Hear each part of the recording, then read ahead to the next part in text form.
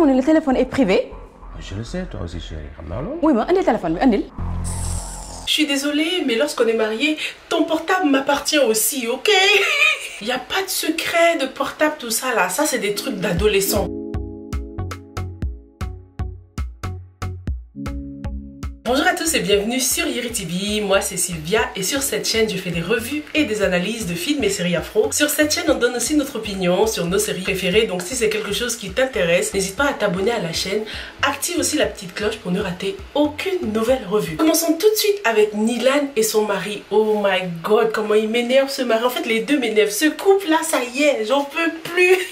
Donc ça y est, elle a réussi à le rouler dans la farine. Il a vu les photos mais elle a réussi à trouver une bonne explication à tout ça. Bon, déjà ce qui m'a gêné avec Nilan c'était le coup du portable là, genre le portable c'est privé tout ça là. Je suis désolée mais lorsqu'on est marié, ton portable m'appartient aussi, ok?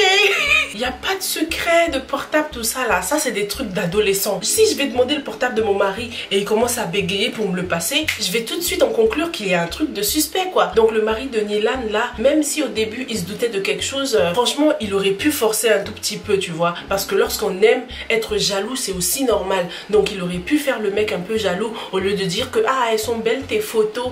Il m'a trop vénère.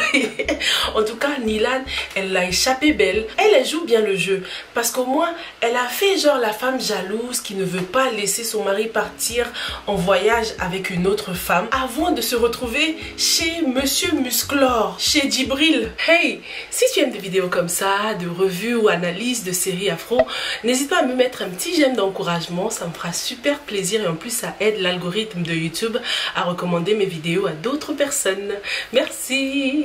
Je vous ai demandé sur Instagram si vous étiez pour ou contre le fait de garder son portable. Est-ce que le portable doit être privé lorsqu'on est marié? Et la majorité d'entre vous étaient contre. Le portable ne doit pas être privé lorsqu'on est marié, ça fait partie du mariage. To become one, donc vous devez tout partager et essayer de ne rien vous cacher au maximum quoi. Je comprends qu'on ait tous besoin de notre petit jardin secret, mais dans le mariage, le portable c'est pas privé. Ah ça me fait trop rire. Franchement si t'as rien à cacher, il n'y a aucun problème de partager ton portable avec ton mari. Je connais même un couple un peu plus âgé, ils ont dans la soixantaine, ils n'ont qu'un seul portable, les deux utilisent le même portable. Donc les bails de portable secret là, c'est des bails d'adolescents ça. Dis-moi ce que t'en penses dans les commentaires. Est-ce que toi tu préfères quand même garder ton portable pour toi? Dis-le moi dans les commentaires. En tout cas les mecs ou les meufs, faites le test hein. Demandez le portable de mon mari. Demandez le portable de vos maris ou de vos femmes. S'ils commencent à bégayer là, sachez qu'il y a anguille sous roche.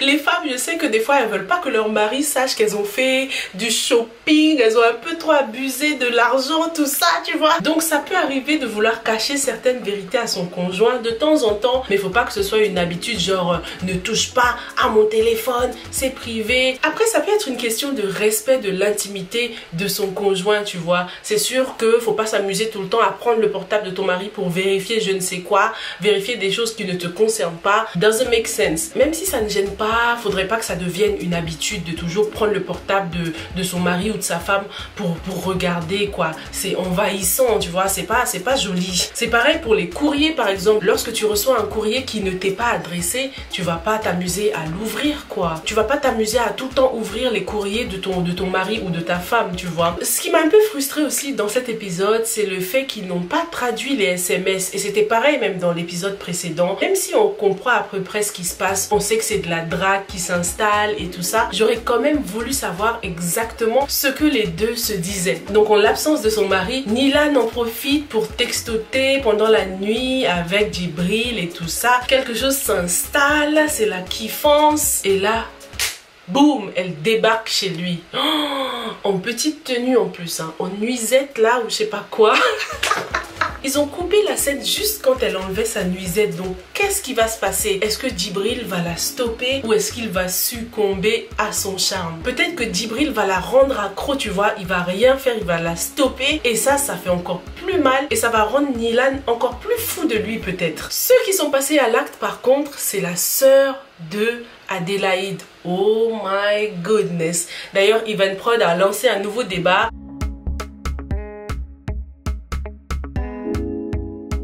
Mais je pense que le focus là devrait plutôt être sur Bachir quoi. On devrait plutôt se focaliser sur ce Bachir. Je m'attendais pas du tout à sa réaction. Je pensais qu'il allait essayer de stopper Sophia, tu vois. Tu te dis, hé petite, qu'est-ce que tu fais là? T'es la sœur de ma femme, qu'est-ce que tu racontes? Il a couché avec elle sans hésiter, sans essayer de comprendre son point de vue quoi. C'était trop facile. Et la question que je me pose c'est, est-ce que c'est la première fois que Bachir trompe Adélaïde? Parce qu'il était tellement serein après l'acte. On voit que Sophia était complètement dévastée alors que sa copine Judy l'avait déjà prévenue. Mais on va pas complètement accuser Bachir. C'est aussi de la faute de Sophia. Elle a nourri son fantasme. Et c'est pas comme si c'était une petite fille. Elle est quand même à la fac. À la fac, on est majeur. On sait utiliser son cerveau. On a le critical thinking. Donc c'est à elle maintenant d'assumer les conséquences de ses actes. Espérons juste seulement qu'elle ne sera pas enceinte parce que là, ce serait chaud cacao. Ce qu'on remarque aussi, c'était sa façon d'être habillée.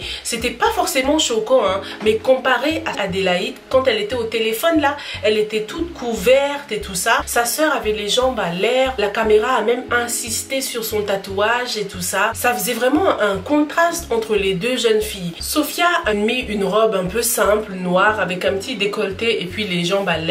Et puis lorsqu'elle était assise à côté de Bachir, ils étaient quand même assez rapprochés. Even Prod a demandé si l'amour justifiait un tel acte. Mais moi la question que je me pose c'est, est-ce que l'absence de Adélaïde, est-ce que le travail d'Adélaïde, le mode de vie d'Adélaïde justifie un tel acte? Est-ce que le fait qu'elle soit absente, qu'elle rentre à la maison fatiguée, explique que Bachir doit aller voir ailleurs? Dis-le-moi dans les commentaires. Sophia, même si je suis fâchée contre elle, je ne l'en veux pas plus qu'à Bachir en fait, parce que c'était vraiment à lui de la stopper. Sophia, je me demande même si elle a déjà connu l'amour. Elle doit pas vraiment savoir ce que c'est. Je pense que là, elle est dans un état où elle admire sa sœur, elle aimerait avoir la vie de sa sœur travaille, elle a un bon mari. Donc ça a commencé par de la jalousie et ça s'est développé en autre chose. Non, moi le comportement de Bachir m'a tellement choqué. Faut noter qu'il était déjà habillé, donc il a fait son truc là, pap vite fait, et le mec il s'est habillé. Sophia, elle était là dans le regret, on dirait qu'elle était terrorisée, elle s'est même pas habillée et tout. Et Bachir il l'a dit lui-même, il a dit qu'il n'était pas un saint. La petite sonnette d'alarme c'est lorsqu'ils étaient dans la voiture. Bachir il a aussi aidé à nourrir le fantasme de Sophia parce qu'il ne la repoussait pas forcément, il l'a portée à la plage, il a fait mine de ne pas comprendre. En fait, avec du recul, on se rend compte que pendant leur conversation, Bachir savait très bien de quoi Sophia elle parlait et il l'a poussée dans ses bras indirectement. En tout cas, la roue tourne. Ta femme est partie en voyage avec le mari d'autrui là. On va voir ce qui va se passer là-bas.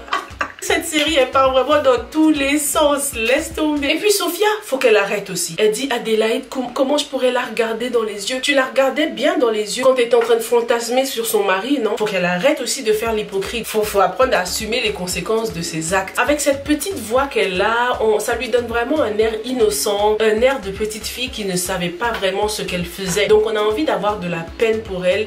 Mais franchement, moi perso, j'accuse le mari quoi, parce qu'il aurait pu la stopper. Et en plus, he's the bigger person. Il a l'air beaucoup plus mature qu'elle, donc il avait le choix aussi. Et son comportement là, en mode pas de remords et tout, prouve qu'il a sûrement l'habitude de tromper sa femme. Dans cet épisode, on voit aussi que Mbayang là, elle est en mission là, elle veut charmer son mari mais rien à faire. Elle a tout mis en place comme une bonne femme sénégalaise. Tous les ingrédients là pour bien séduire son mari. Oui, pourquoi il va pas consulter? Les relations sont importantes dans le mariage, donc combien de temps il compte la balader comme ça? J'aime bien leur scénario parce que ça change. D'habitude c'est la femme qui n'a pas tout le temps envie et le mari qui va voir ailleurs, mais là c'est l'inverse, c'est le mari qui n'a pas envie et la femme qui va voir ailleurs. Mais c'est même pas qu'il n'a pas envie, c'est qu'il ne peut pas. En fait il faut vraiment qu'il aille consulter, il faut vraiment qu'ils en parlent sérieusement là, parce que ils sont en train de tourner autour du pot. Avec ce comportement du coup, Mbayang ne va pas hésiter à aller voir Booba,